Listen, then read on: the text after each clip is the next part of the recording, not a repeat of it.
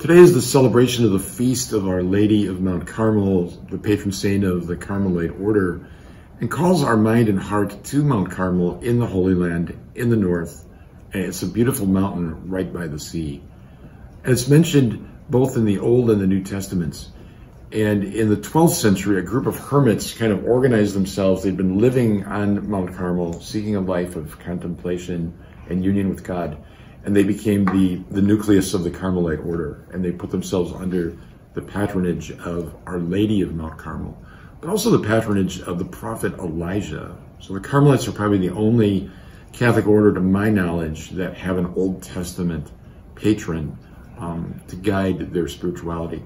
Elijah, who is mentioned in the Office of Readings this week in the Liturgy of the Hours, is the sole prophet who remained faithful to God during the terrible kingship of King Ahab, who turned to the idols. He was married to Jezebel. They worshiped the Baals, and they turn away from the right worship of the Lord. And there's that epic moment when Elijah calls down fire upon his sacrifice, which the Lord sends, in contradistinction to the sacrifice of the Baalites, which produces nothing. And at that moment, the people reconvert to the Lord. But Mount Carmel is the mountain where Elijah fled when Ahab threatened his life. So it's a place of deep spirituality, of prayer, of refuge and solitude in the lives of both the prophet Elijah, those original hermits.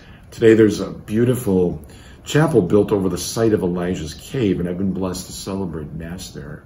But it reminds us that the power of one person that remained radically true to God, the power of one prophet. Elijah stood against the entire world, in a sense, in remaining faithful and true. And it reminds us that we can never simply go along with the crowd if what the crowd is doing is not right and in line with God's will. So Elijah is the greatest of the Old Testament prophets. And there was this messianic expectation in the Old Testament that when Elijah would return, he would usher in the messianic age.